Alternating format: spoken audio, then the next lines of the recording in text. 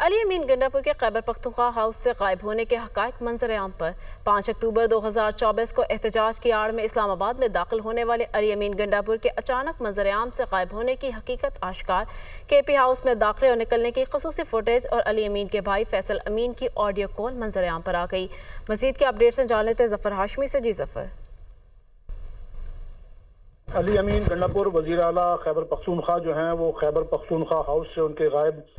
होने के जो कुछ हक़ाइक़ हैं वो मंजर आम पर आए हैं और आला तरीन जो ज़राए हैं उनके मुताबिक 5 अक्टूबर 2024 को एहतजाज की आड़ में इस्लामाबाद में दाखिल होने वाले अली अमीन गंडापुर के अचानक मंजर आम से गायब होने की हकीकत जो है उसको आश्कार हुई है। KP हाउस में दाखिले और निकलने की खुसूसी तस्वीर जो हैं वो भी मंजर आम पर आई हैं।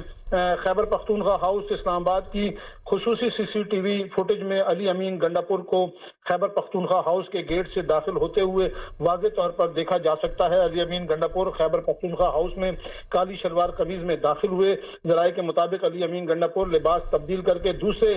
रंग के सिविल कपड़ों में सिविल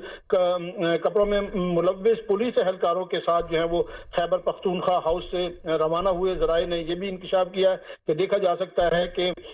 KP के वज़ीर आला अपनी मर्जी से अपने हिफाजती एहलकारों के हमरा खैबर पख्तूनख्वा हाउस से बाहर जा रहे हैं। इनके ना झुटलाए जा सकने वाली तस्वीर से ये बात साबित होती है कि अली अमीन गंडापुर मुजाहिरीन को खुद अपनी मर्जी से छोड़कर गायब हो गए, जबकि दूसरी तरफ इस खबर की सियासी फायदा हासिल करने की लिए चंद अनासिर अवाम की आंखों में झूठ बोलकर जो है वो धूल झोंकने की कोशिश कर रहे हैं। यहाँ ये हम आपको बताते चलें कि गुज़िश्ता रोज जब अली अमीन गंडापुर खैबर पख्तूनख्वा हाउस पहुंचे थे तो उस दौरान उनकी गिरफ्तारी की खबरें जो हैं वो मंजर आम पर आई थी, लेकिन बाद इन खबरों की जो है वो तरदीद की गई और ये कहा गया कि अली अमीन गंडापुर को गिरफ्तार नहीं किया गया बल्कि वो खैबर पख्तूनख्वा हाउस में ही मौजूद हैं। लेकिन आज ज़राए ने ये इंकशाफ किया है कि उनके फरार होने के बाद हक़ाइक़ जो हैं वो कुछ हक़ाइक़ मंजर आम पर आए हैं और इस हवाले से कुछ तस्वीर जो हैं वो भी मंजर आम पर आई हैं, जिसमें अली अमीन गंडापुर जो है उनको खैबर पख्तूनख्वा हाउस के गेट पर खड़े दिखाया गया है। अब ये अली अमीन गंडापुर जो है उनकी खैबर पख्तूनख्वा हाउस में वो मौजूद हैं या नहीं है, ये बात एक मुहिम्मा बनी हुई है और अभी तक खुद अली अमीन गंडापुर जो है ना उनकी जानिब से मंजर आम पर आकर इस बात की तरदीद की गई है कि उनकी गिरफ्तारी हुई या नहीं हुई, या वो खैबर पख्तूनख्वा हाउस में मौजूद हैं। और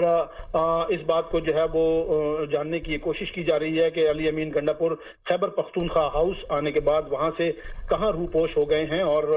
ज़राए उनकी अगरचे गिरफ्तारी की तरदीद कर रहे हैं, लेकिन वो खुद भी मंजर आम पर